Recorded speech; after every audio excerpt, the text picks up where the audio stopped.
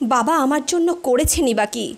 পার্কে হেঁটে চলার সময় প্রভাকর বাবুর কানে অনিচ্ছাকৃতভাবেই ছেলের মুখে বলা এই কথাটা বাজছিল, আর তার মনে শুধু একটাই প্রশ্ন ঘুরপাক খাচ্ছিল, শেষ পর্যন্ত আমাদের লালন পালনে, আমাদের ভালোবাসায় এমন কী ঘাটতি ছিল যে আমাদের ছেলে মুখ ফুটে এমন কথা বলতে পারলো।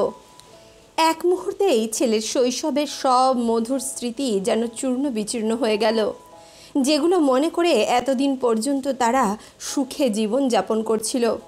আমি তো গর্ব করতাম, ভাবতাম আমার ছেলে আমার শিক্ষায় বড় হয়েছে, তাকে আমি এমন শিক্ষা দিয়েছি যে সে আমাকে সব সময় সম্মান করবে, আমাকে ভালোবাসবে, আমাকে বাবা বলে গর্বিত বোধ করবে।